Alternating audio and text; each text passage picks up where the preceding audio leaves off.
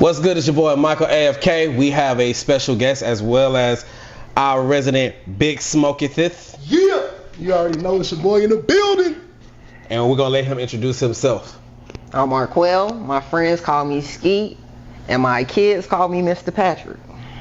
Yep. So we didn't do a show this past Saturday, as you guys could tell, because we didn't do a live. But we did go see the Superman movie. Well, two of us did. I haven't seen it yet. So we're not gonna go into we're not gonna go too much into it. We're gonna reserve that for the main pod later on this week. I'm sorry. But we're gonna. No, you good. We know we'll be a little late, but we're gonna give our non-spoiler number out of 10 and 3 reasons why it was good or bad and See, I don't even want to give the reasons because that would be kind of spoilerish for him. I got you. So I'll give a rating from me. Yeah. Okay, I'm looking forward to it. And I will say it's a strong 7. I've seen it twice. For me, I'm gonna see it again today. Yeah, I've seen it twice. I'm gonna go see it today. Yeah, for me, it's an 8 out of 8 and 8.3. It was an 8.5, but it's an 8.3. Okay, that's pretty good for a Superman movie. Yes. Oh no, it's a good movie. Like don't get me wrong, it's a really good movie. You know, Superman. There are elements to it that I do not like. But he told me that you're a big Superman fan. I was when I was younger. I'm more of a Batman guy now. Oh, you finally come to the light. Batman's my favorite. Yes. Batman's my favorite. Well, he's growing up. Let me tell you the truth. Before you say anything, I'm just gonna be honest with you, because he told me how much of a fan you was when y'all was younger. There will be things in it that will piss you off, but it's to me a really good movie. Really good movie. Yeah. All right. Well, let me explain to you my thing with Batman. Yeah. My thing with Batman is not Batman. It's Dick Grayson. I am a huge Dick Grayson fan. And that's actually into why you're here today. Yeah. Oh yeah. Best wait. What do you think? What do you think the best rivalry in comic books is? There are plenty. Yeah, but give us like your top 3. Yeah. On my top 3. What would be your top 3? Okay. A lot of people don't think that this is a rivalry, but it is if you know what the fuck you talk about in comics. Wally West and Barry. Although there's a shit ton of love there is a rivalry between the two of them. I like that. Okay. So Barry Allen and Wally West. That wasn't even how. Oh, okay. That's a nice twist on that. Yeah. Because he trained him, and then the whole issue with Wally was he wouldn't accept.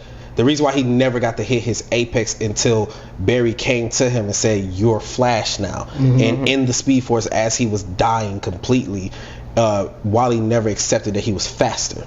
But Barry was like, "You have always been faster," which is why I always worked so hard to try to be faster than you.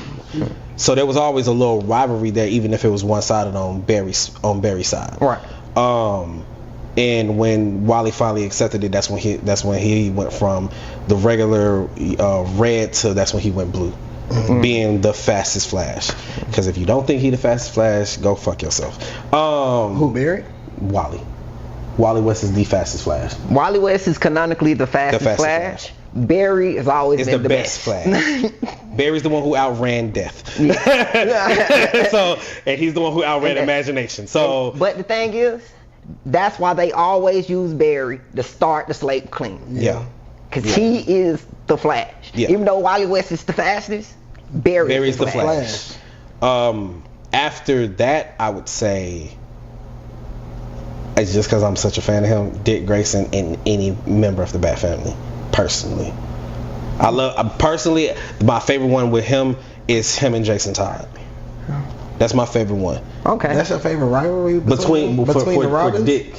For Dick. Even though he was a Robin, he's Nightwing. That's your favorite out of all of them? Why wouldn't it be him and Damian? It's a theme. Because his theme is he like one-sided rivalries. Because Jason Todd always chased Dick Grayson. That's true. Yeah. He always wanted to be the best Robin. And Jason Todd don't look at Tim and Damian as threats. No, he doesn't. He's like, y'all are nothing. Children. Y'all are children. this motherfucker, I could never He's beat. the best. Like so, and I love the contrast with Jason Todd because he uses guns. He's a lot more brutal. He's a lot more. So it's like that contrast of like who Batman always wanted. Who Bruce always wanted Batman to be, which is what Nightwing is, and who kind of what Batman is without the guns in Jason Todd. He has to look at himself in those two people. Okay, I can see that. And the duality of when you see a Nightwing costume, it's normally black and blue. Yeah. Which will show more of a lighter tone, or more of an angel on the shoulder kind of feel. Where Jason Todd is walking around as the Red Hood, will be more of that devil on his shoulder, where he shows the worst parts of Batman, where Dick Grayson will show the best parts of Batman. Correct. And Tim is just his detective side. And Damian is the son. You're supposed to be the best, but there's a chance that you won't be. Well, he can. Well, he's the only one that can actually adequately take up the mantle. Well, he's the only one that's willing to. No, hold on. No, the mantle. So, okay. So this ends up going into. I was talking to him about this 2 weeks ago about the battle for the cowl. Because when Azrael had took on the mantle because Bruce was out of commission because Darkseid hit him with the Omega beams and it sent him into the past. Azrael took up the mantle because he said Bruce said that I could because nobody else would, and Jason lost against Azrael, and then Tim lost against Azrael, and then Damian lost against Azrael, and nobody could take it from him. So they went to Dick, and it was like, we can't beat him. And he's like, what has happened? He said he's going around killing people. Bruce never wanted that. And then Dick was like, and y'all couldn't get him? He's like, no. And that whole like it was like 2 or 3 issues of him wrestling with. Like he went to the cave, he looked at the old Bat outfit, he looked at the Robin outfit, and he talked to Alfred, and Alfred said, you know, it was always meant for you. And he was like, but I can't take it from him, because although him and Bruce weren't like in the best of terms, he still lost his father. They thought he was dead. So when he was going through what he was going through in that space, Alfred was like, it was always meant for you. And that line of when Cap gave what's the name, the shield, and he was like, how does it feel? It feels like it's somebody else's. Which I don't know is that fucking bar is from them. When you put on the costume, how does it feel? It's like it doesn't belong to me. That's what Dick said. But and one more, and then when he went and met Azrael, beat the shit out of him. He did. He said, this is not yours. Azrael had a sword and was trying. At first, he wasn't trying to kill him because he was like, you was always Batman's protege. We're brothers. We're brothers on the same side. And then he was like, oh, you really trying to take it? So he was like, pulled out his flaming sword and tried to kill Dick Grayson. And Dick Grayson proceeded to say, oh, you thought I was playing, and whooped the shit out of Azrael and took the mantle and said, okay, it's mine now. Dick's my guy. Dick's mine as well. And when Dick's my guy. And when he took on the mantle as Batman, it was restricting in more ways than one. Yes. Because the hardest thing in the world to do is be an acrobat with a cape. Yes. Yes. But it was fun. With him and Damian, it was a great dynamic. Yeah. And it lasted like 5 or 6 years, and it was actually really good. I read the whole run, and like it wasn't father and son like you saw with Batman and all of them. It was brothers. It was legitimate brothers. It had more of a Ninja Turtles feel to it. Yes. Yes. Yeah. Stop doing that. I didn't kill him, but you sliced off his leg. So he's alive. Right. But he's alive. I mean, so I love that, and I say, like, to me the best rivalry in all of, you say all of comics or just DC? All the comics. All the comics. Okay, this is kind of cheating. It's between two for me. I love the rivalry between Magneto and Professor X.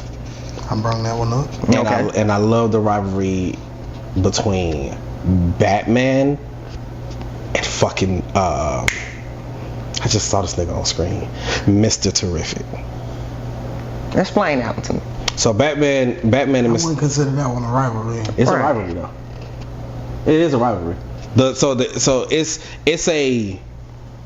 They help each other. They do, but Bruce with his technology is trying to catch up to Mr. Terrific, and every time he does, Mr. Terrific, if you read the comics, Mr. Terrific will be like, I'll be back, and will disappear for like 2 months and come with something else, and Bruce is like, why did you do this? Because you're not better than me. Right. I fucking love that. Well, I fucking love that. That's just the nerd in me that's like, I'm gonna prove to you that, because Mr. Terrific was like, I'm the second smartest person, and then Batman's like, who's the smartest? You. Who's the third? It's Lex. And then when you talk to Lex, I'm the smartest person. Then it's Mr. Terrific. Then it's Batman. And it's like, why you say that? And Mr. Terrific like, because you never put yourself first. Right. I fucking love that line. line. No, he put himself third. Yeah, he put himself third. My bad. Like, you never put yourself first. And he respects Batman so much with his detective work that he's like, I always go to you. Like Barry goes to Bruce. Like, what people don't understand is Barry's a forensic scientist. Yes. Right. But I'm saying what people don't understand is Bruce got like the 4 real best friends. That is Clark. That is Barry. Mr. Terrific. That's it. And no, if you want, as far as best friends, yes, some people want to consider Dick a best friend. I still consider him a son. He's a son. But I'm saying I still understand when people say Dick. I get it. I say that's. I just think he trusts him the most. I personally disagree with that, because the relationship that you have with your dad would never be the relationship that you have with your best friend.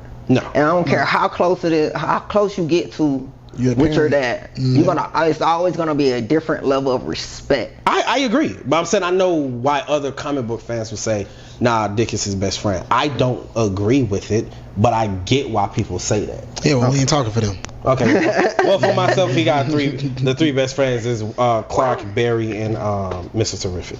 Yeah. And I love the fact that they're showing that more often now. That's always why one of my favorite little memes that be going around is how how the Justice League judge situations off of which Robin Batman brings to a situation. Yeah. I love that. I saw one where when it had me fucking rolling. Batman comes and Wonder Woman's like, and she sees one of the Robins coming. She's like, oh, you brought a Robin, and then it was Damian, and she said, oh, so we're killing people today. Right. It's just exactly how she said. I was like, yeah, this fucking funny. Yeah. I like that one, but mine was the one where it was like they have a meter of how they judge how bad a situation is. It was like if he brings Damian, it's like, oh well, Batman was willing to bring his son, so it can't be that bad. He don't want his son to die. All right. He's like, Batman brings Tim Drake. Batman brings Tim Drake. He's like, okay, so he's having just a slight bit of trouble. He needs a strategic mind to help him think his way through. Still not big enough for us to really hop in yet. We're good. Batman brings in Dick Grayson. Yo, you get concerned. It might be a little bit of problem. It might be a problem. We may have to step in, but normally the dynamic duo can handle it. Right. Batman brings Jason. DEFCON 5, everybody get ready, because Batman's willing to kill people. Yeah.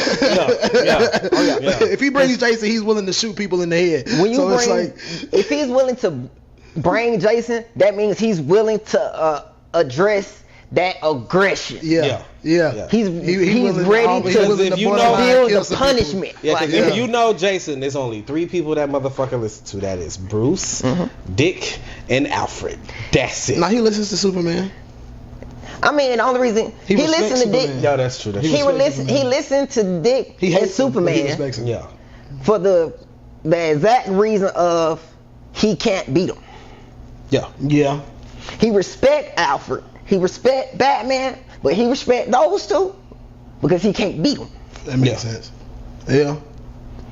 You talk to people you can't beat different. One of my I can't remember the issue number, but one of my favorite comics is a Nightwing comic. When Nightwing was explaining to Alfred one of his biggest regrets after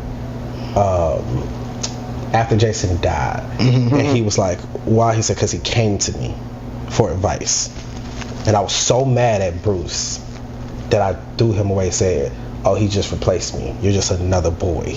Those were his words. He said, I can't, and I've never lived that down me. And he looked at Alfred and he was in tears. He said, because I could have saved him.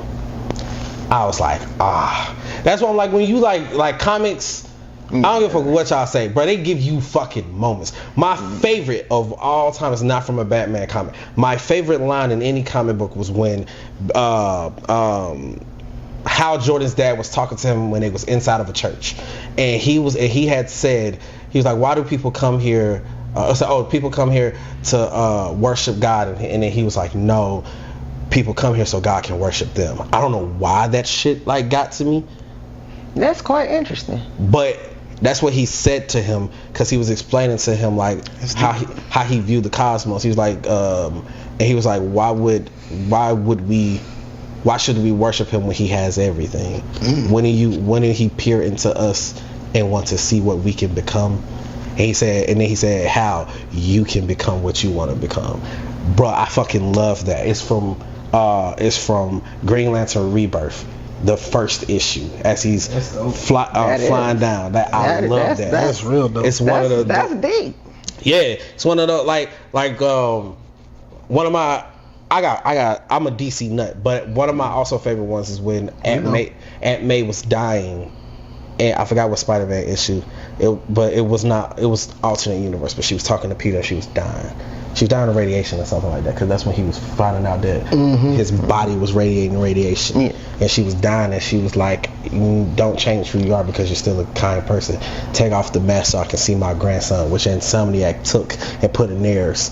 But she was like, take off the mask and let me see my, not my grandson, take off the mask and let me see my nephew. And he took off the mask. He said, you knew this whole time? She said, I will watch you come into the house bleeding.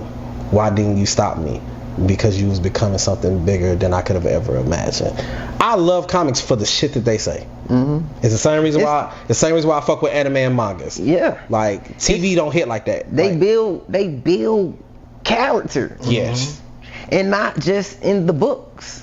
Yeah. When you read moments like that as a young child, those moments stick. Yeah. We 30 now, and some of this stuff, the principles we built into our lives. That comic I just named with Rebirth for Green Lantern came out in 2009. I still remember it. That's how impactful it is. I still remember it. Yeah. It has major impacts on life. Like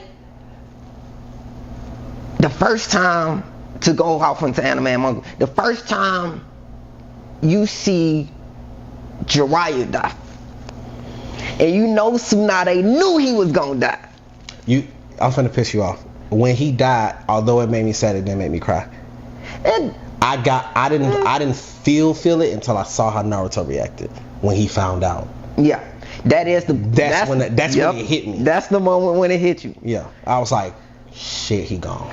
Or to go back to imagine how seeing Rock Lee get back up at the end of that guard fight. Boy, and then affects the 8-year-old. Oh yeah. That builds a determination in that kid. Yes. Because now he wants to be that. But you want to know how. What people don't realize is that like a lot of fathers are heavily involved in their children's lives, and you don't know the type of father you're gonna have based on the anime that he watched when he was growing up. And I mean that in this sense, a lot of them kids you didn't see their parents, but when Guy told Lee about that surgery, because Lee said, what if I don't make it? And he said, then I'll die with you. Instantly I'm like, that's the kind of dad I'm gonna be. You're not gonna quit. If you die, I'll meet you on the other side. Yep. Fuck with that line mad heavy. When Shikamaru's dad was like, well, how do you feel about Naruto? He's annoying a little bit, but he's not a bad guy. Okay, then if you want to hang out with him, you should hang out with him. Like, I'm like, yo, like they had real niggas telling them, and Shikamaru's dad was that nigga. You don't realize it in Naruto. You really see it in Shippuden. When you really see how Shikamaru's dad is, when Shikamaru throw the fucking shogi thing, and he just stood up and he was looking at him like, I'm like, they about to scrap it. He said, let it out, boy. I was like, And he said, whatever you're doing, just let it out. Walked away from him. And let him have his moment. He said, and when he started crying, he said, I'll be back later to pick up the pieces. Nigga. Just like Fi-Fi. Yo, check this out. I'm a huge component of fathers and homes. I love my father to the moon and back. And I thank the Lord every day that I did not get to pick him, because if I got to pick my father, I would have picked the wrong guy. Because he gave me the one I need. Yeah. Yeah. I mean, when you look back at it, I mean, that's the one you got. He did give me the one I needed. He gave me the one I needed. Not the one I wanted all the time. Definitely not. But the one I needed. Because everybody think they can take Uncle Phil as a parent. But everybody not. But some people need a John Amos. Some people need a Joe Clark. Like, kick you in the face. Right. Some people do need a boot to the face. So more often than not. And I don't have kids, so I don't know how to tell a father how to be a father. But my dad didn't have that. My dad wasn't around. So when I think of figuring it out, of being a dad, it's just being human. Being vulnerable enough to love others love all the time. It never looks like a mother. Yeah, it doesn't. A mother can only be a mother. I understand when we be like I was father and mom. No, the fuck you wasn't. You was a mom who had an attitude sometimes. Yep. Because you don't know what it's like to be a dad. You don't know what it's like to be a man. That pressure. Huh? That pressure. Yeah, like love my wife to death. She said, I do prepare them for the world. No, you don't. Prepare them for an idealistic thing. Preparing them for reality. They need both. Yeah. Because reality is, you being this gentle is not what the world's gonna do to them. Nobody's gonna be like, oh no, you know what, nobody's doing that shit because they don't do it to you. So, and when they do it to you, even at your job, it's because you're a female. That same call, if you was to hear it when he's talking to his male co-workers, is vastly different. Yo, what you doing? Why is it like this? It's more stern. It's more impactful in his communication. It's more direct. There you go. That's the word I was looking for. It's definitely more direct. It's a less mixing of words and more of a result-based business. Being a man is a results-based business. Nigga. If you're not producing, what are you here for? Then everybody looks at you crazy. It's a and that is so unfair. It is quite unfair. It's the burden of a leader. Yes. It's the burden. I love that bar. Yeah. It's a burden of a leader. Because nobody's gonna like your plans 100%. No. And there's always gonna be resentment towards leadership. Yes. Because you're not the one making the decision. Pause. God, I love that you said that. And meaning that as a parent, and fathers can see it more than mothers, we can recognize when our son or daughter is a leader, even if we're followers. You know what I'm saying? Like when you had, like with me and my dad, we butted heads a lot. But it was because my mom wouldn't let him see me as who I was becoming. By the time y'all started paying attention, I didn't have my biological father in my life. The people who raised me was my brother and Rod and Vincent a little bit. And Vincent and Rod is Vincent is my sister Brittany's dad, and Rod, he's the man who I give most credit to, is who I call my dad. Okay. So when and he was just figuring it out too. Give him all the credit in the world. He was just figuring it out, and I was not an easy kid. But by the time y'all started paying attention to me, I was 16. I had already decided who I was going to be, because you have been focusing on my little sister this whole time. So I was kind of left to the wolves, figuring it all out. And when I did figure it out, you're now trying to meet me as the person that I'm like, this is who I am. So now that you're here, you can't tell me I don't know what I'm talking about all the time, because I'm not only is my IQ like my mom got me tested when I was 8. I'm on Mensa. So you can't talk to me like, you can talk to me like I'm a regular nigga, but understand that I will be able to communicate with you when I know you're wrong. And I'm gonna tell you you're wrong. You don't know what it's like to be a leader. I've literally, every single time I've played sports, became a team captain. It's never not happened. But who we voting for? Michael. I don't know why. Well, I know why now, but at the time I didn't know why people kept voting for me in. But it was because I wasn't afraid to say, yo, you fucking up. Right. I mean, like somebody got to right the ship. Yep. And what I realized, real talk. And as a big sports guy myself, it is always more impactful when it comes from another player. Yeah. That's why you need a strong captain. Mm-hmm. Even in regards to this pod, it's 2 people who call me the most. 1, Foz is 2. Hey, when we did this and that, can we like refigure this, like reconfigure this, or do a different model or whatever? Because they know they're probably the only 2 I would listen to, if I'm honest. I'm here to listen to everybody's opinion and where they want to go to, but it's 2 people I know who are serious about being here, and it's him and Foz. You got to go with the ones you trust. To segue back into comic book. I also have a degree. So let's educate it. Okay. But also to go back to like the father's point, or like I'm gonna dive a little bit into anime. It's one of the issues why I have. Am I the only one with a degree? No, I have a degree. No. Out of the pod. Does Foz have his degree? No. Wolfgang does. He does? Yeah. Okay. I think y'all the only 2 who do. Okay. Interesting. But with me, I've always had an issue when people have called Goku a bad father. He the only one that believed in Gohan for real.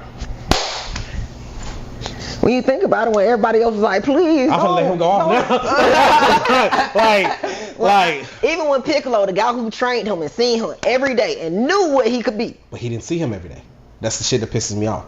Oh, this okay. This people don't understand timeline because they don't read and they only look at bits and pieces. They watch Team 4 Star and said that's Dragon Ball, and it's not. Mm-hmm. The first 4 years of Gohan's life, because we in Z meet Gohan when he's 4 years old. He was with Goku every fucking day. That's true. He's with him every day, 4 years straight. Goku dies.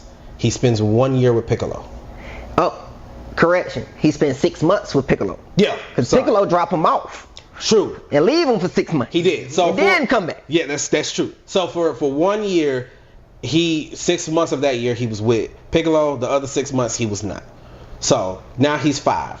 The Saiyans come. They resurrect Goku. A lot of shit's happening. He's with him during that fight. That fight lasts, depending on how you want to go with it, because some people say it lasts a day, but because the fucking moon was blown out, it could also, I think it was like 2 days max. Mm-hmm. Anyway, so he's with him, we'll say a day, and then Goku gets his body broken by Vegeta.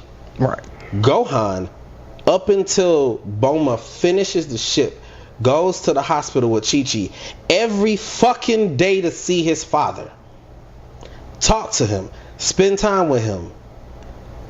Corin said, it's going to take about 3 to 6 months for this for the new sensu beings to come out. And Bulma was like, well, the ship is ready, we should go ahead and go. So they leave. Right? Okay, cool. Piccolo's not involved in that whatsoever. When Goku does heal and then he goes to Planet Namek, he saves his son and his best friend. And then him and Vegeta fight the Ginyu Force. Vegeta gets murked by Frieza. Goku fights Frieza, beats Frieza. Yes, Piccolo got resurrected and all that. Alright, so then Goku decides like, why did he stay on Planet Namek? Why did he go to Planet Yarrat? Because the ship was broke. He ended up on Planet Yarrat. Right. That wasn't the plan. That was not the plan. Was to go back to Earth. Yeah, but he ended up realizing I cannot control this Super Saiyan power. They're gonna help me. And the Planet Yarratians, they helped him learn how to control Super Saiyan, as well as then taught him other techniques like the instant transmission and stuff. And once he had fully realized, okay, I can control this power, was like, okay, I'm going back to Earth. That only took a year. As he's going to Earth, then you meet Trunks. All of that stuff happened with Trunks when he kills Frieza. Mm-hmm. And then you don't know nothing about the androids for 3 years. And in 3 years, he was with Gohan training and hanging out with his son every motherfucking day. And then they go into the hyperbolic time chamber. I wasn't even getting to that yet. 1 year. They spent a whole year every day. Mm-hmm. The only thing y'all have to hinge on is that this nigga gave Cell the sensu bean, then still sacrificed his own life to save his fucking son at the end of the day. And y'all like, well, he decided to stay stay dead. Did you hear the reason why? I see the thing that keeps happening to Earth is the villains keep coming, and most of the time it's because of me. Yeah, they want to fight me. So to protect the Earth and my family and my friends, I'm going to just stay here. Missed him. 7 years passed. Missed him and said, I'm proving his point, by the way. 7 years ago, I want to see my family. Oh, you got a day, Goku. Cool. Goes to fucking Earth. And what happens that day? Fucking Videl almost dies. You end up seeing Spopovich. And then you end up meeting Bobbity. Then who appears? Fucking Boo. And then Gohan almost dies. Half of the fucking world just gets obliterated. Like, so the shit that he said was gonna happen happened. Like, he's not a bad father. He's not. And my only issue with all of it is Super made him a lot more dumb than he actually is. Yeah. If you watch Z, Goku, I ain't saying he's a genius. He's a fighting genius. I ain't saying he's a genius as a person. Mm-hmm. But for the most part, he's very, very fatherly. Gohan, I can't control my anger in this form. You need to go. Use the Dragon Balls and get everybody out of here. Mm-hmm. Oh, Cell, here's a sensu bean because I pretty much done drained you and my son will end up beating your ass right off the bat. But even with this sensu bean, he's still going to win. Right. That's a father saying, I know my son better than me. And he gonna whoop your ass. So to make this a fair fight, here you go. Here you go. You can match your bar out again. But you know what that also taught me? The Goku was an asshole. That the women who complain about him and the men who complain about him, those men didn't have real men in their life, and the women who complain about them, it's only because you would have let your son win that easy fight. I want my son to be the best of himself. So you're going to fight the best at their best. I know you're going to win, but I want you to be that dude. So go handle that.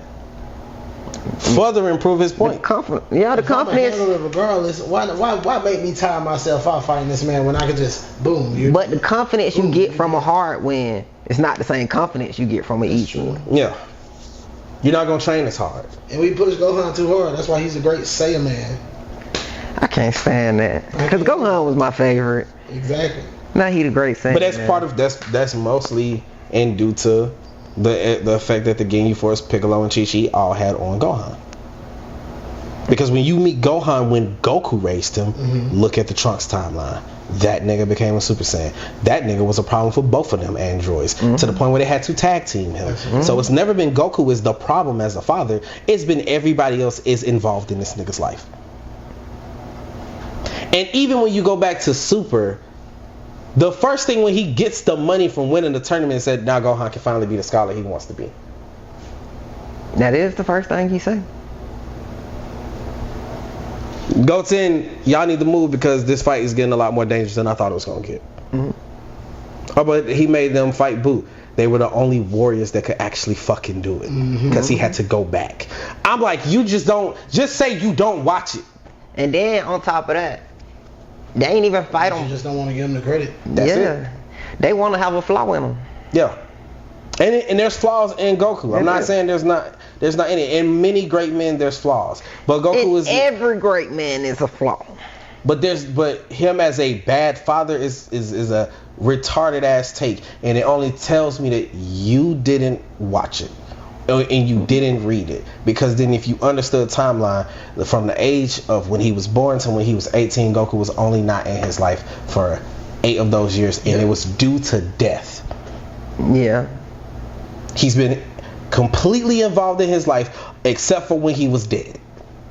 And as an adult who now has a child with Videl and everything, he's actively a great grandfather and a great dad with not only his son but also with both of his sons, Goten and Gohan, to the point that Trunks looks at him and calls him Uncle Goku. Right. That's not this is a retarded ass tape. Uncle Goku. Well, it only makes sense that he would call him Uncle Goku, because that's like the guy his dad spends the most time with. True.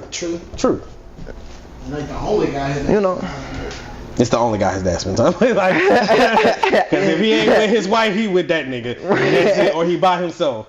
So like, yeah, it's a retarded take. It's like in the sphere of comics, yes, understand that it is a comic book world. But if you looked at a comic book world and said, what if this was real? I would actually believe that there would be children who are preteen and teenagers fighting crime, because people like Spider-Man got powers. The nigga still can't get killed by a bullet. He just dodges them. That's true. A bullet can pierce him and kill him, but he is still fucking 16 years old fighting gigantic ass monsters, and a nigga named Kingpin who's like, I could just crush your head. Like, he's still fighting those people. He's 16. Yeah. So when they say Batman had people with no powers, first off, this nigga lost his parents at a young age, became a detective, and learned everything he possibly could, so no other child could go that. Saw the trauma in one kid and was like, I don't want you to become as fucked up as I am, so I'ma help you. Mm-hmm. And not only prove his point, because Dick had told him, I was gonna go after him anyway. I was gonna go after him anyway. With or without you, I was gonna go after them. And not only put them away together, but also if you look at who Dick Grayson is, he's the heart of the Justice League. He's the heart of the DC universe. He is. Every time Dick is there, they win. Yes. When he's not there, they lose. Dick Grayson is their humanity. Yes. Dick Grayson is what they wish or ideally want humanity to be. He's the best of all of them. Yes. His major flaw is that he takes on too much of the guilt. Yeah, and sometimes he can be a little too lax. Yeah, he plays too much. Yeah, like the fact that his villains, when he sees them and he's like, hey, so how y'all want to do this? And they're like, can I finish my drink? No. Hey, he'll let him. Oh, yeah, and then you gonna come in this police car afterwards, right? Mm-hmm. Yeah. Because you got to make a decision. We can do this and I can whoop your ass. Or you could just walk into this motherfucker right now. Right. What you want to do. I mean, it's all going to end the same way. It's going to end the same way. You're going to end up in jail. Yeah. So, like Dick Grayson without the powers is technically, because I always say it's static, but when you look at the story, it's like Spider-Man's, because Peter Parker's, because they have to team up to beat him. Like, if you read Nightwing comics, he's always getting ganged up on. Yeah. It's never one-on-one. He's always getting ganged up on. Well, unless it's Deathstroke. Yeah, that's the only person that can really try to go toe-to-toe with him besides somebody like Bat. Yeah. Yeah. Speaking of Deathstroke, that's my favorite rivalry in all the comic books. Dick Grayson and Deathstroke. It's a great rivalry. Because it starts when he's so young. Yep. And they just duke it out for the rest of the time. Yep. And it don't even really have any, like, the cause of it is not even Dick Grayson's fault. No. But they mirror each other in such a way that I find really, really compelling. Which story about him not liking Dick Grayson do you like the most? About him not liking Dick Grayson the most? It's gonna have to be the one that made me believe that Dick Grayson was the best in the first place, and that was the Teen Titans cartoon. Oh, the cartoon? Yes. Okay. It was that Teen Titans cartoon, you know, the one where he's fighting his Slade in the mask. Yeah. That's the one that was like, oh, that's the one that got me into reading the comic books. So that's the one that's gonna always have hit home for you. Yeah. My favorite one that makes me go, so Slade had a contract that he had to deal with when he tried to kill Batman the first time. Right. And Batman foiled it. It was his first contract he did not ever complete. Right. That's what started the Batman hatred between him and Deathstroke, which is why he always was like, anytime I will kill Batman for free. Yes. Anytime you send me his way, I'm going there. Yeah. You can charge me 50 cents for this one. I'm gonna take it. And my favorite one between him and Dick is when he couldn't even get to Batman one time because Robin came at him. They fought. He was like, I'm gonna take you so I can use you as ransom to bring Batman out, and Robin beat him. And he was like, a child? Yeah. Yep. And then when he saw Robin again, he beat Robin, but then Batman came and saved him. So it was always a back and forth, but it always bothered him that a fucking child beat me. Yeah, but the true rivalry didn't start until he became a true Dick Grayson villain, and that's after Rampage died. Yeah. Yes. After Rampage died, and some type of comic book warped mind way, Deathstroke thought it was Robin's fault. Yeah. And it was just on sight. He thought he thought it was if I remember this right, he thought it was Robin's fault because he sent Rampage to go after the Teen Titans so that he could go after Batman. Yeah. And while he was going against Batman, he's like, I just need you to keep them occupied while I go handle him. Right. And no, he sent his daughter and he sent his son after the Robins. Yeah. While he went to go after Bruce, and as him and Bruce was fighting, Dick was whooping both of their asses because they had got Jason Todd kind of out of the way. I don't like how they did that, but it is what it is. And the bullet that was meant for Dick hit Rampage, or was it the sword? Something was thrown or something was shot and it hit Rampage. I think it was the bullet. Yeah, somebody shot him. I think it was a bullet. Yeah, and it hit Rampage, and instead of understanding that you sent your kiss after the Robins, and there was a chance of a casualty, you looked at Dick and was like, it's you. You want to know why he did that though? Because he respected Dick enough to make sure nobody died. Yeah. Oh yeah, that's true, because he did say that. Mm-hmm. He did say that. He did say you always made sure people live, and you couldn't save my boy. Mm-hmm. And Dick was like, I'm so sorry. Like, he felt bad. He did. He was like, I'm so sorry. And he was like, I just did. He was just like, leave me. He said, but leave me. You get today. I will forever hunt you down. Forever. So, yeah, that's right. You're right about that. Yeah, you're right about that. It's a damn good rivalry. It's a damn good rivalry. It's my favorite. It's my favorite. It is one of the best. It's not the best. The best one. The best one. Like, because you said it's your favorite. Like, that's like I said my favorite. But the best one is Barry Allen and fucking Reverse Flash. Well, that's the pettiest. No. Eberthon of the pettiest. Eberthon got an axe to grind. That nigga did all types of shit to me. It's the pettiest. It's probably the pettiest one to me. Every year on your birthday, this nigga show up. Every year on your birthday, it's guaranteed. Every year on your birthday, I'm coming to swing. Like, bro, even if I know I can beat him, if I was. And they've been fighting for hundreds of years, bro. Can't neither one of these cats die. Can I just have one birthday? Just one where I ain't got to look over my shoulder? One every century, bro. You ain't got to tell me which one it is, bro. He'll probably give him till 11:59 p.m. that night, and then beat his ass at 11:59 for 60 seconds. Like, it'll be some shit like that. Like, bro, to me, that is the pettiest one. That's a good one. That's a damn good one. And then at the end of those fights, he'll be like, "Happy birthday." Yeah. like, bro, we should almost die. Like, we should next year. Like, no, I don't want to do this shit every year. You play too much, bro. You play too much. That's some brother shit, though. Yeah, that's some brother shit. That's about how you know can't neither one of y'all die. Right. And the fact that Wolverine can smell that nigga the moment he hit like the state, and not even the city, the state, nigga.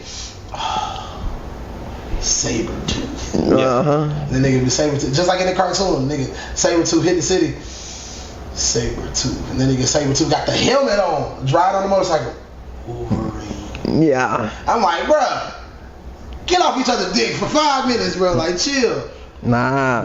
But that's the animal in them. That's the animal, yeah. That's the animal in them. On-site instinct shit. But as soon as they see each other. They two apex predators, bro. Yeah. There can only be one. There can only be one, and they be going at it. But if they really fight, Sabretooth gonna win.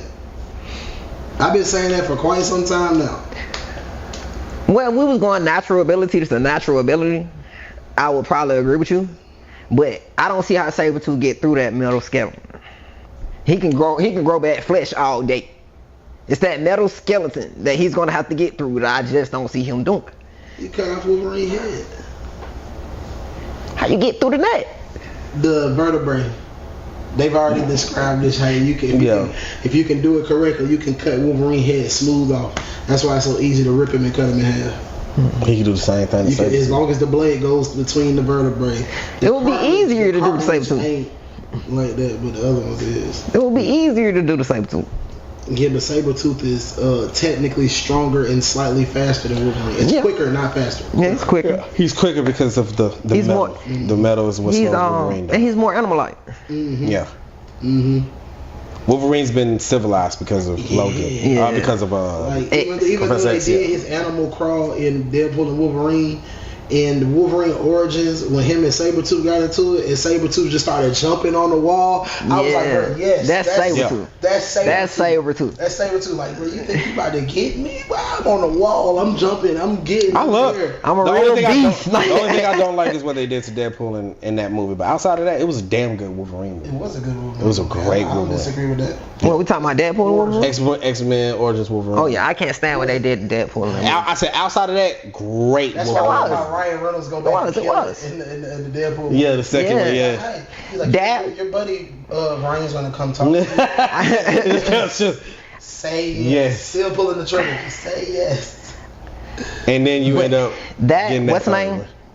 That version of Gambit, I think it had some real legs to it. That it didn't get the stretch. Yeah. He would have been. I like Channing Tatum, but that one, he was for real. Boom.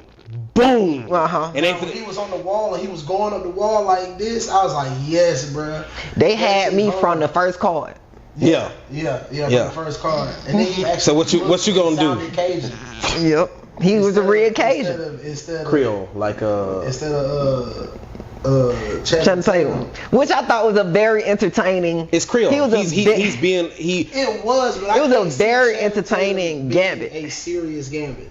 Oh well, not a serious. Well, clearly it's not serious. No, I'm just saying. Yeah. I couldn't see him. He was a great Gambit for the movie, though. Yeah. If they bring back a Rogue and had Gambit and Rogue, and then they had a thing like the X-Men '97 that came out. Yeah. I can't see Channing being that Gambit. No. You can see the other. The other one. Yeah. But when you look at the Channing's Gambit, you can see what they're trying to go with that. I think, and I don't think it'll be bad. I just don't think that they was trying to go his own movie. They was going comedic, like a partner movie. They was going really comedic with it, cause like it's a Deadpool movie. Yeah. I'm about to make a name for myself here. And I loved it though. I loved every minute of it. I love the whole Wolverine versus Deb. I love that whole movie. Jokes. Yes, bro. Like I loved it. It was great. Ice skate uphill, like. Yeah. See the whoop ass. That's why I'm so happy that that Marvel was like, okay, they went to Ryan and his co-writer and was like, hey, help us, and they like, okay, but understand we're gonna have to run it a certain way. And like when I say, you want to see how crazy it is, you can go look up the story right now on your phone. 2 weeks after Deadpool and Wolverine came out, they fired 60% of the writers for all of Marvel. Wow.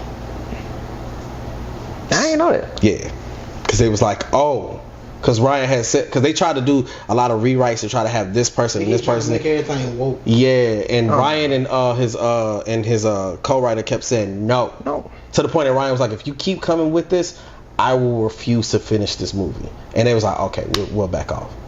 And once they backed off and they made it their way, he said, watch what happens. And when it came out, 2 weeks later, they fired 60% of the writers. And they said, Ryan, the co-writer. But let's figure this out. Ryan's a true fan of the IP though. Yes. And when you got a true fan of it, which is all the difference in the world. Which is why you just need to let Henry Cavill do his thing in Warhammer, which is why you should have let him do his thing as Garrus in The Witcher. Like, he's a fucking nerd. That he is. Which is why you should have listened to Patrick Stewart for the new Star Trek that had came out, because not only was he in it, but he was also a fucking fan of it. Yeah. Like, you need fans.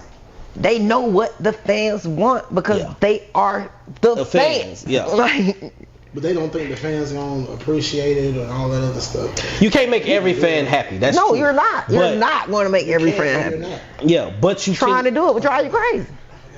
But you can do enough.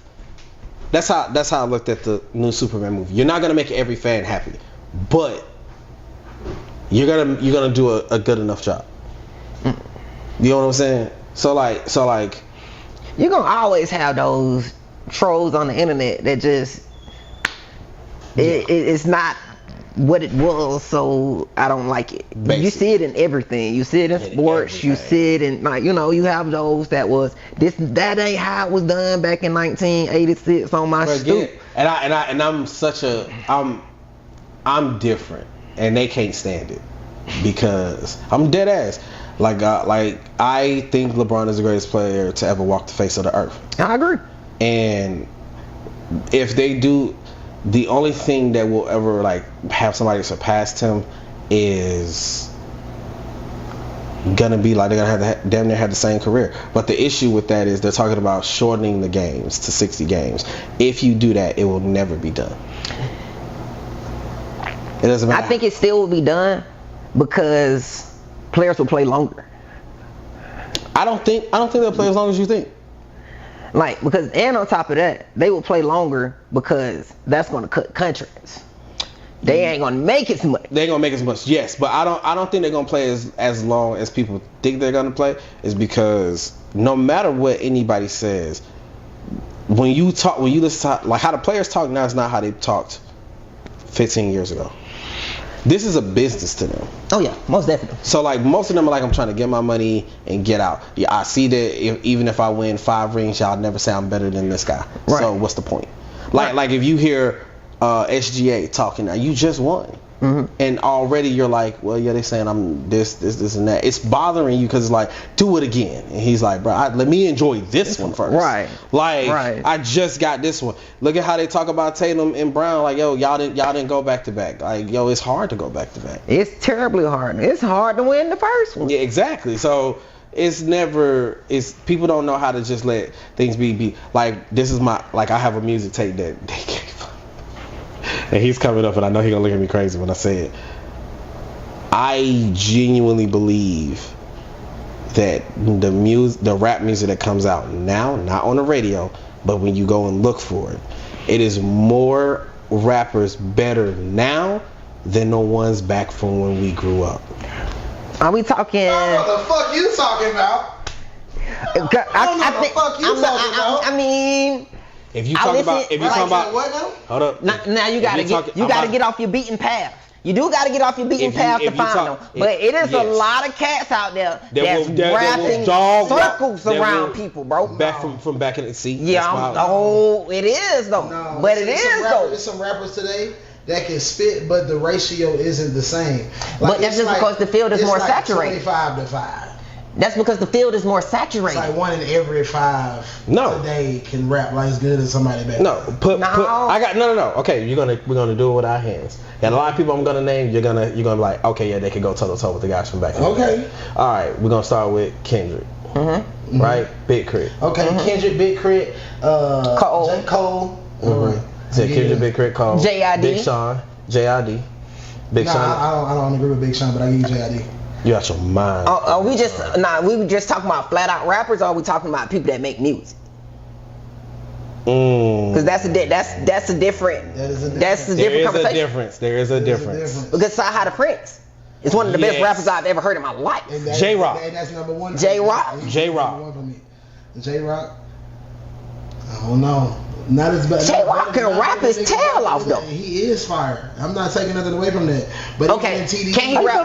But check this. Check this. Not the best. Ab-Soul is the best rapper in TDE. So then put another finger down. Can he rap? Can he rap better than Ludacris? Who?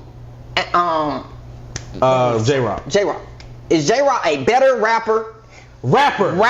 Not song maker. Better rapper than Ludacris. Yes.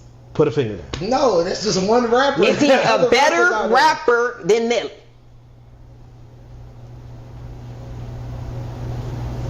I don't know. Nelly got bars. Nelly Where? Got shit back in the day. He do, but he had a song made about him that was bigger. That was bigger than the one that he dropped, right there from Chingy, which I didn't know was a diss song until recently. Yeah, that was a diss song. Yeah. All right, that way you that right there. Yeah, I didn't realize that was a diss song. Mm-hmm. Yeah. That was cool though. And that shit was a mega hit. That was a banger. Yeah, that shit was a mega hit. Okay. Hobson.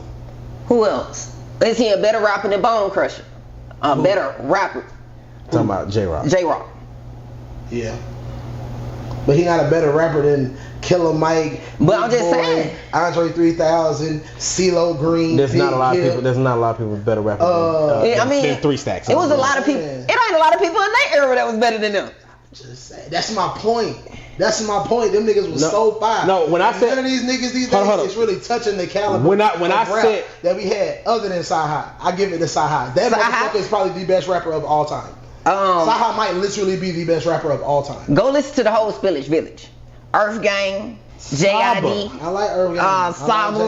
Like I said Saba. He don't get enough fucking credit. Saba doesn't get enough credit. He doesn't. I said comparing them to niggas from back in the day like Immortal Technique, Tupac, Biggie, Method Man, Redman. Yes, they're all amazing. I'm not taking nothing away from them. I said there's a lot of people. I do not agree with Big Pun. Eminem. You say you don't agree with Big Pun? Nah. I like Big Pun. You don't agree with Big Pun? Big Pun made great music. He did make great music. But have you heard Twins deep cover? Yes, nigga, but that doesn't mean it's okay. The niggas now are better from then. You think niggas now are better than they studied that and then mastered that and then it's niggas now. That's yes, they are better than this. I honestly believe that everything is meant to progress, absorb and grow. I agree, but things can grow into garbage. I got a great point on this. If you had put any of the niggas that we just named albums out back then, none of the rappers you talking about wouldn't exist. What do you mean? If you put out, let's say that Kendrick came out with Good Kid, Mad City, and in '96, that shit'll ride. That shit'll ride. In '96, that shit fit right in. Yes, that shit fit right. And a lot of the rappers in that time frame. If you put Good Kid, Mad City, if you put 2014, that's why they compare them to the artists of back then. In that, I said if you do that, if you put J. Cole's 2014, if you put Hobson's put that up there if you put Hobson's Knock Madness, if you put Big Crit's what's the one with the black and he's sitting down? Cadillac. Thank you, that one. Yeah. If you put fuck your whip, nigga. Cadillac. If you put Big Sean's To Me Dark Paradise, if you put I took your bitch, nigga. Shit. And I ain't saying this just cause he's my cousin. If you put Fleetwood Fred's we going to it's 206. Okay. If we put Fleetwood Fred's Ballad of a Southern Sinatra. If you put just those 6 albums in 1996, a lot of the rappers we hold so high wouldn't even have a footnote. It's something that I think whatever the 6 best albums that came out in 1996 from rappers, those 6 pushes all of them back. Okay, but then there's a lot of rappers today that don't even make full cohesive albums. I agree. That's why I named people. But back then, you said there were 5. There's like 15 that you can put back then and would dog walk a lot of them. I still disagree. I think they're good rappers, and I think they're good rappers today. But in comparison to some of the rappers back then, I don't think they can hold a candle to. It's niggas today that are still rapping like Method Man that niggas can't hold a candle to. Yeah, he's one of the ones. Can't hold the candle, bro. Like you couldn't hold a match to this. I just said that's one of them ones. I'm just saying. It's a lot of one of them ones from back then, bro. LL Cool J started it off, bro. It's niggas today ain't touching LL, bro. I don't disagree, but I also think that you're holding your childhood Or like LL was before my childhood. Method Man was before my childhood. But you still grew up with them. That is true. Say what you want to say. Fucking Michael Jackson is still some people's childhood who are now like my kids. And they listen to Mike. And I still think there are certain people that are better performers than Mike. Yes. I respectfully disagree. No. Chris Brown's a better performer than Michael Jackson. I stand on that. You talking to a dancer? I do that for a living. I mean, I'm not saying that Chris Brown isn't a better dancer. I mean the whole time. Yeah. I mean, T-Pain is one of the best performers. Why I say no? Let me defend Mike. The impact that Michael Jackson had on people, that's a part of being a performer. No. It's the impact that you can have on people. The fact that that motherfucker made people pass out by turning his head to the right. What has never been a pop star like Mike? I don't disagree. But hold on. Before you say anything, it's like this. I don't think personally there's a better dancer ever than this dude named Hawk Konoski. But a significant more people, if you put him on stage and then you put the Jabberwockies, who are eons hella more talented than a lot of people walking around. Twins. Or the Les Twins. If you put all three of them, Hawk, Les Twins, Jabberwockies, more people will know who these people are, and they'll be like, oh my fucking God, that's Mike. But he did that in the 80s before the internet. I'm not disagreeing. Wild. I'm not disagreeing. I think Michael Jackson is the greatest of all time. But when you talk about talking to a performer, and I'm watching the singing, dancing, stage presence and all, yes, he had bitches falling out. If we did not... He had grown men falling out. True. If you did not have the internet today, like we got it, because part of the reason why this shit don't feel the same is because we have the internet. If you didn't have it, Chris Brown would be doing that to niggas, because Bow Wow was doing it to bitches back in the day. He had bitches falling out. He had grown women outside his motherfucking hotel room, and he was 10, 11, 12, 13 years old. Nelly, all of them already said it. Bow Wow had grown women knocking on his goddamn door. You better believe it. Had bitches falling out. If you did not have none of the shit that we got today, not this camera, none of that, I guarantee you Chris Brown and Usher had it too back in the day, but Chris Brown, Usher, a lot of the people that came out after Mike, they would have had maybe not the exact same, but similar to that. Okay, can I give you my music hot take while we talking about Michael Jackson? Go ahead. The Weeknd sound like Michael Jackson if he sung about sex, drugs, and women. It would sound just like The Weeknd's music. But he did talk about women and sex and drugs. But I get what you're saying.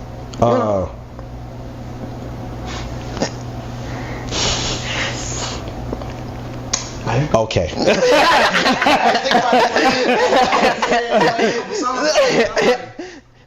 They sound like Mike songs. The one that got was I can't feel my face when, and I'm like, and then I put Michael's voice, and I was like, all you gotta do is pitch it up just slightly. That's it. That's a good one. That's a good one. Yeah. That's a good one. You know what? The Weeknd singing sound like Michael talking. Kind of. Yeah. Like that's how you sound. Like just a slight bit. Like when Michael talk, it's slightly bit. It sounds like his music. The music sounds the same to me. If you talking about hot takes, ain't nobody who can dance like better than Omarion. Like at the end of Timeless. Yeah. That part right there, I'm like, oh, that dude sound just like Michael. Yeah. Especially give him a riff. Yeah, you can most definitely tell the influences there. Yeah. Oh yeah. And Michael influenced a lot of people, but just because when you have influence and people learn from you, they can create something from you and make it better. It's like when I tell people, what would you rather have, a bow and arrow or a shot or a fucking sniper? Oh, I want the sniper. Yeah, but the sniper came from the fucking bow and arrow. Yeah, I want the bow and arrow, especially if I have with the training here. Yeah. Well, I think the bow and arrow is more cool. It is more cool. It's more strategic too. Yes, but if you know, because if you know how to hide in the forest, you could probably sneak up. But my point, he got to fire and reload, and the moment you fire, depending on how close or far. They got snipers that they can hold more than one bullet. Ain't no reload. I'm just saying, like, You think it's gonna? No. They have automatic snipers, but no. Yeah. It ain't gonna be accurate. No. But I'm saying, if you're like just in the field, you bring a bow and arrow. The moment you fire a sniper rifle, I know where you at. I'm saying, but if you're in a field, you bring a bow, I bring a sniper, and we're 50 yards away from each other each, and we'll see who gets off wet. You're gonna want the fucking sniper. You are gonna want the sniper. Why? If you're 50 yards away from each other? 50 yards? Yes. 50 yards. Yes. That's half a football. Yes, and you can, and there's no hiding. As an untrained person. Oh, ain't no hiding? No. You just standing in the field 50 paces away. You're gonna pick as an untrained person, you should want to pick the sniper. As an untrained person, you should want the sniper. Right? And that's my point. Any type of remote. It's easy. I'm talking about any type of remote training. It's just an easier mechanism to maneuver. It's also heavier. Yes. It's also more impactful. So when you fire, it's boom. It's not just pow, pow, pow. You gotta boom. But with a sniper, I only need one shot. If you gotta land that one shot, though, the bullet can only go straight, while I can move in multiple patterns. So it's the moment you fire, the 2 or 3 seconds that you use to reload or cock back or fire again, whatever, I'm an inch closer to you. I'm a foot closer to you. And all I gotta do is get off one good bow and arrow shot, nigga. And I can disable your hand. Now granted, all you need is one shot from that motherfucking sniper rifle. But if I get over you like this, but you gotta get there. Took too long. Do you think you're fast enough to dodge a bullet? Do you know how long a sniper is? You think you can cover 50 yards before I can shoot you? Yes. You got oh my God. Hold on. If I'm moving and you gotta do this shit and you fire, if I done already moved, that bullet gonna go past me. You gotta line back up again. I can press the barrel to your chest. if you get the chance to. A sniper bullet travels typically between 27 to 3,000 feet per second. Nigga, if you have to go this way, let's just say they said, hey, get your bow ready, get your sniper ready. Y'all both stand there, and then once I say go, alright. Go. Wow. It's over with. You're not gonna move this time. You're not. Both of these people are supposed to be untrained. If that motherfucker fire, the recoil gonna cause that nigga to miss. If I'm untrained and I have First of all, with a sniper rifle, who gonna shoot that bitch standing? You gotta get down and fucking a bow from a compound bow. It ain't about the speed, nigga. It's about the strategy. Because I know you're going to talk about a bow and arrow can travel this fast. I'm going to be completely honest with you. You hand me an untrained person a sniper rifle, it's going to turn into a shotgun. Because I'm not going to put the scope to my eye. Because I need that. And when you fire, because you ain't got it on right, that motherfucker going to do it. Boom. By the time you come back down, depending on your strength and all that, by the time your arms come back down, I will be closer to you. But you want to know what the issue with what you're saying? Thwap your ass but you want to know what the issue? Arrows No. The issue what you're saying is if they're both untrained. Yes. That person with the bow and arrow is not that good. Will not know how to shoot the fucking arrow. Okay. You got to figure it out. And it's easier to figure out how to shoot a gun. Regular motherfuckers. I am a regular motherfucker. No. Nah, we ain't out here with bow and arrow training. Nah, nigga. I'm saying most people. That's what I'm saying.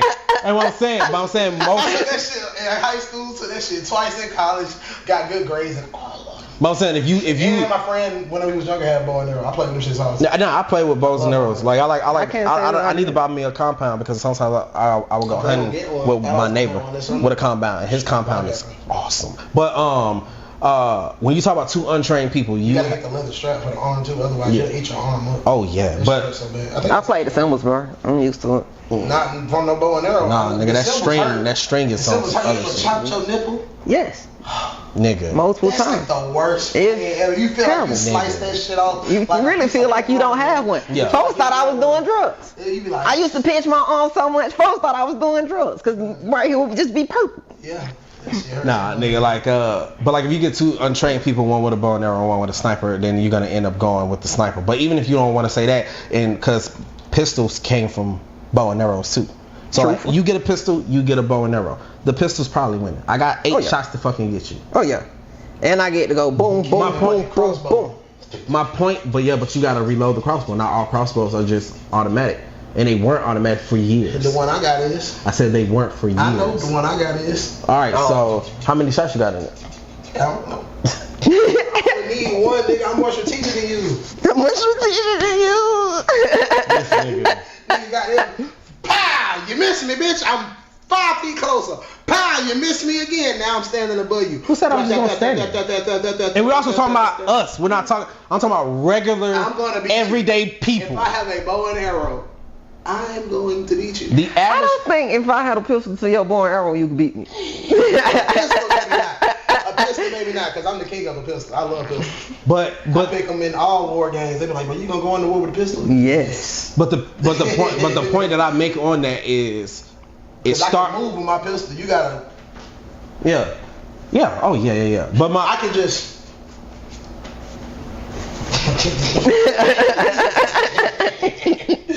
Or 2 wheelchairs. And I can steal. I can slide, I can hide, I can do everything. I got a hand free. You gotta. You know how hard it is to shoot one of them guns with accuracy without holding both hands? Please. But that's my point. Even when it pertains to sports and all of that. Oh yeah. Which everything is like, grows. which is everything grows. It comes from somewhere. People add on to it and they make it better. The weapons 50 years from now are going to be fucking insane. Like it's not even a comparison. It's not. So and the people like the children of these athletes and the grandchildren of these athletes are going to be problems. It was a middle school child ran 9 in the 100. Yeah. Wow. Yeah. A middle school child. Wow. And Just imagine. 3 high schoolers Just imagine. with 9 this year. It is a 13-year-old girl that ran the 38th best time in the NCAA.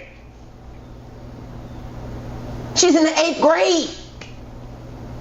So you're seeing it. It's clear actively happening. Day. It happened with us. Yeah, my little cousin one of the next in the basketball world. That boy bad. Number 1 in Georgia. But the scary part about that is once you raise the ceiling, you raise the floor. Yeah. He had a whole conversation because he got the microphone right there. We on camera now. What are they, Chris? Yeah. It's fine. You trying to get in the driveway? You need me to move?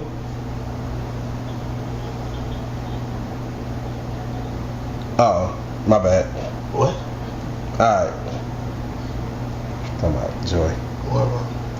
I forgot about the swim class. It'll be alright. Swim class. It'll be alright. Where he at? Chris? Yeah, I think he's at work or something. Or he with Clarity. Right. But my bad. But yeah, like we saw it with us. Yeah. A lot of us beat a lot of the stereotypes that our parents had. Like we just saw Rampage's son beat him. We just watched that shit. Yeah. Rampage tries this nigga every day, and then his son finally got him. And he was like, "Oh, okay, Yeah. okay, Yeah. maybe not, but that one is gonna make him confident enough to be, I can get you again. I'm 25, you're getting in your 50s. When I'm 30 and I for real got my grown man strength, I'ma fuck you up." And Rampage gotta be alright. Alright. You gotta. Well, But that's what you want. you know, growing up with my pops, bro, you only got to be the one that said something. That's true. You know, you don't get to beat them again and again and again. Once you get that first one, it's time to start playing a new game. I remember playing my dad at basketball, and he would always fucking just shoot it, and I couldn't stand it because I could not block it worth nothing. And then something happened. I turned 15. I had always played sports, and I was playing for the school and everything in basketball and football. One day, he was about to shoot it, and I got high as a motherfucker and just hit it back, and he was like, "Oh, okay." And then started doing all them other stuff. Now I'm keeping up and everything, but I'd never forget the first time I dunked on my dad. I'd never forget that. When I dunked on him, he said, no story. Well, y'all must have had that go on too. "Nah, nigga, I jumped high." You can ask Rod today, nigga. 12-foot goal. Got the fuck up. Nah, it like was. You shorter than me, like. Yeah. You are not spelled well. I didn't say I was spud weld. Spud weld head got over the rim. I didn't say mine got above the rim. My hand did. Not my fucking head. That's the important part. Spud weld, if you look at it, his head will go over the rim. I never said I jumped that high. Hey. Nah, it was always a foot race with my dad. Oh, for real? Uh-huh. When you finally got him, he was like, yeah, that's it. Okay. That's Yeah. And I think he stopped playing PlayStation once we started to get good for real. Yeah. He stopped playing before we could beat him. I ain't even gonna hold you. I can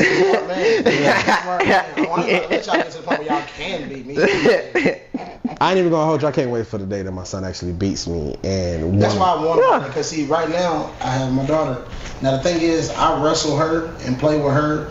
Like, we do all the girly stuff, of course, because I want her to be as feminine as possible. Mm-hmm. But we do wrestle because I need you to understand the might of a man. Yeah. I need you to understand that you need to play dirty. You need to get out. You need to work on your own physical strength. And she's only 4, but I don't overbearingly do it, but I impose my strength on her sometimes. Like, I'll hold her on the couch. She's not letting me go. Like, get out of it. I'm like, no, get out of it. Mm-hmm. Like, don't tell me to let go. Find a way out and figure it out. There ain't nothing wrong with a little adversity. Yeah. Nah. I just hold him. I'm like, you can figure it out. And I just hold him. I do it to my 3-year-old. I do it to my 1-year-old. I'm just like that with my boys. With my daughter, we wrestle, but we don't wrestle like as much as they do. My daughter's 10, but we'll play the game together. And I never forget. Like, sometimes I would just let her win. Sometimes. As a dude without kids, I'm in the mindset of like I never let my son win.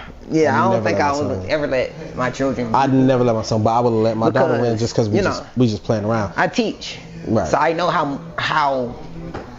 how ungracious of winners they can be. Bruh, listen. That's why I don't let my daughter win no more. I would let her win, and one day she beat me. Right, we just playing. I don't let nobody normally beat me in Dragon Ball, but I want her to get into it, so she beat me. We was playing Xenoverse 2, right? She had her little character, May, I had mine, and we just had a little nice time. And then she got up and said, again, these were her exact words, and I'll never forget them. And I told her I'd never forget them. She was like, "Dad, you really trash, ain't you?" And I just looked at her like, "Word?" I said, "You want to go back again?" She said, "Yeah, because I'm gonna mop the floor with you." That's exactly what she said. I said, "All right." I proceeded to not let her touch me at all the rest of that game. Yeah, because you gotta learn some proper respect now. Like you got way too confident. She said, way too fast. I was like, "You do know I'm just playing. Like, this is not me being serious with you." Disrespect. Right. I'm like, That was old. Like, I'm really about this over here. Right, I can really put BTA, but that's not fun for you, so I don't. That's all I said. I still got my PS2. I said I will hook that motherfucker up, but I will give you 6 months to work on any of those games on there, and I will still whoop your ass. Come back for it, like I never left. I got Tekken Tag, I got Mortal Kombat, I got motherfucking anything on there. Bruh, we can do this. And she was like, "Nah, you got it, Daddy. Like, I will whoop you." And my son, he always he tries. He do be trying, but I love that competitiveness. Though. Oh yeah. When they go at it with each other, best time ever. I just let shit happen. Let them figure it out. Well, I was raised just me and my older brother, and we thick as thieves now. That's my dog. Oh now. Yeah. But we got into it. Me and my brother fought every single day. I don't think we ever came to like true fisticuffs. No, my brother. And I think that was just because he was just so much physical. He was just so much more physically imposing them. Mm-hmm. Yeah. So he wouldn't let it get out of the hand like that. But if it was up to me, we probably would have came to blows a couple of times. I know, my brother. And I would have took the L. And I would have took the L on the chin. I took a lot of L's. But he was such a good dude about it that he ain't punished me the way he should have. No, my brother did. My brother is 6.5 years older than me, and he was like, you ain't gonna be no bitch. So even if I didn't start the Go ahead and end it up. Yeah, we'll end it in. But yeah, my brother legitimately like bow. Like we was, so like when people were like, yo, like when I would get into fights and they'd be like, yo, it felt like I ain't doing nothing. I'm used to this nigga beating the shit out of me. Your hits don't feel like anything. I'm about to fuck you up. So, and I mean like at like 4, 5, 6, 7, 8 years old, my brother, you learn to release that. My brother, actually well on them. Yeah. My brother's 2.5 years older than me. He 2.5, and he played the Captain America role. He was my protector, and I always felt like I could say whatever I wanted to say because I knew my brother was standing on. So shout out to that guy for that. You from here, right? Yeah, that's on the west side of Atlanta. For us, it was, oh, you talk shit? Okay, you got to run that one with him. I mean, I did run my ones. But I'm saying my brother was like, I'm only here to prevent you getting jumped. But if you said something to all 5 of them, they got to go against you one at a time. And he will watch that shit happen. And I'm like, bro, I'm tired. Too bad. Should have been talking shit. Now he'll let me run my foul ones. Yeah. He'll let me run my foul ones. He'll sit down and watch me run my foul one. Now when I came to Georgia, y'all niggas was jumping all the time. Depends on who you ran into. Well, when I came to Georgia, I came to Henry County first. Yeah. All niggas did was jumping. That was something they was doing out in the county. But I'm in the inner city. Yeah, so is he. That's why I'm like, when I would say being here, I was like, yo, it's 2 different worlds. Yeah, and I'm like, yo, y'all, when I would have my back and forth with them, and after we feel like, yo, this is some bitch shit because you feel like you have to jump me. And like, because you don't have to, we can do it. If you better than me, then be better than me. And it was never that. Because our thing growing up in the city was, we might fight each other every time we see each other, but it's always just gonna be me and you. Yeah. But it's not like that no more. Motherfuckers be trying to. They on some wild timing now. They on some wild timing. I just want the little children to go back to fighting. Yeah. Go back to fighting, period. But see, like, I know I keep bringing it back to this, but something really did happen, like with the Baltimore and Birmingham thing. The thing that they did was they opened the rec centers. Yeah. They opened the rec centers. They had them free. So you can go in for free. We did have rec programs when we were growing up. We had tons of rec programs. That's why it was easier to just fight, because you couldn't bring guns and knives and all that shit there. So if you had a squabble, you had to squabble. Yeah, and on top of that, we were supervised more. Supervised more, and we had better shit to do than to walk around with a gun. When they opened, it was in Baltimore and it was in Birmingham. They opened up the rec centers and they opened up a couple of other programs that was free for the kids in those inner cities, and immediately grades went up and the crime rate dropped significantly. See, the best thing you can do is give a child something to do. Is give a child something to do. Yeah. And give a child something to love. Yes. And when they did that, when I say that like shit changed, because like my parents had a real carrot and stick mentality about stuff. It was a requirement that needed to be met. Yep. And the saying was always, you're going to do what you gotta do, then do what you want to do. Yes. Fucking facts. Bro, I tell my son till this day, do what you need to do before you get to do what you want to do. Yeah. Because I'm like, nah, you ain't finna be no little bitch around here. I refuse. And they always gave us something to love. Something that they knew would break our heart not to be able to do. Yeah. We always was in a sport or a club or an activity or something, and they be like, hey, you're not meeting the standard. We gonna pull you. We gonna pull you from that. That threat of being pulled, it worked all the way up through high school. And then something happened in high school. Nah, it worked all the way through high school. Oh, through high school. Now, when I got to Albany State, they ain't really have much they could pull from. So But you end up going back to those habits eventually. You had time to wild out. Wilded out, and then you came back. It was like around Springer. Yeah. You come back. You come back to who you are eventually. Yeah. I mean that happens. That's just with maturity. Yep. You got to figure out what person you want to be without your parents' influence first. Yeah. But that's why I always tell kids, if you're going to go to college away from your hometown. Yes. Be somewhere far enough away that your mama got to at least call you before they pop up. Yep. Because the person you are without them looking at you is the adult you're going to be. Yep. And they're going to always view you as they baby. Yep. So go figure out who you are without them and then present them the best version of that person, and that's how you get to live life. But if you... My brother, and I think he got it from our granddad, but my brother always used to say this: the person you're gonna be is gonna be the better version of the person you idolize. And the person I idolized was him. And he says to this day he feels like I'm better than him. But I also am still chasing him. I don't like to use that I word. Yeah, because I've never really done it. That's why it's like people say. But I do have a couple of people that I admire. Yeah. Malcolm X, Dr. King. Those are like my two favorite people in history ever. I think they two sides of the same coin. Yep. And the whole coin was needed. But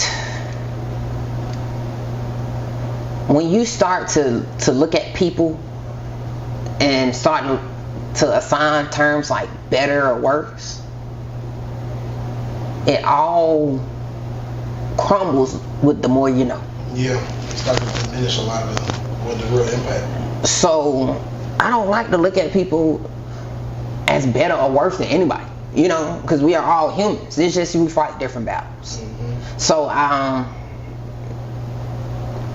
would say this person have like characteristics that I would like to adopt. Mm-hmm. But to say this person is better than me, and that might just because I was raised a very competitive person, I don't like to say that anybody's better than me. But it is characteristics that I like to draw from other people that other people that I admire, and like, you know, bring them into myself and hopefully give them to other people too. True. You know, and this role in life that I never thought I'd take. That's funny how life worked too. Yeah. For me, acknowledging that somebody's better than me at certain things, I would definitely say it helped me only because I had a goal to meet, and then I can figure out another goal from that. So like for instance, when I was playing football, my goal was to be exactly like when they said, okay, you're gonna start playing running back, I wanted to be like LaDainian Tomlinson. My brother too. When they said, okay, you're gonna start playing wide receiver, I was like, I want to be like Calvin Johnson. You short as fuck. I know, but these were the people I was starting thinking. You gotta have that dog in you. Yeah, and then when they was like, oh, you gonna play safety, I was like, I want to be Troy Polamalu, like or Brian Dawkins or Ed Reed. Yeah, I had people, and I'm like, these people are vastly better than me, but that's my goal. Yeah. So I mean, when I say that, like everybody, I believe that every person on the planet has something that they do better than me, but I also believe that it's something I can do better than him too. Yeah. 1,000%. So we all equal here. I'm not. I tell people all the time, I'm not cocky until you try to say, "Oh, let's have a dance battle." I was just about to say that I'm not cocky until you step into my arena. Like, you don't want to see me. This nigga right here. But that's at least I try not to be. That's the only time to come out. I know I can't help it. Like the moment I just laugh it off, and I'm like, we can try. Like, we can try, but I guarantee it's not gonna go the way that you wanted to go. and that's it. And I've lost battles, but I don't lose often. Right. I ain't gonna say I ain't never took a loss. He just lose when he on here going to battle against me. You feel what I'm saying? I ain't gonna say I ain't never took a loss, but I'm always saying I ain't never walked away from a fight either. Hell no. But I appreciate you coming on this, man. No problem. Yeah. I'll do this again. This was dope. This is dope as a motherfucker. Hit the like button, subscribe. Hey, before we go, I really want to say I appreciate everybody. We had our first 300,000 view week. Oh. Yeah. And I mean, we had over 300. My claps. We had over 300,000 views this past week.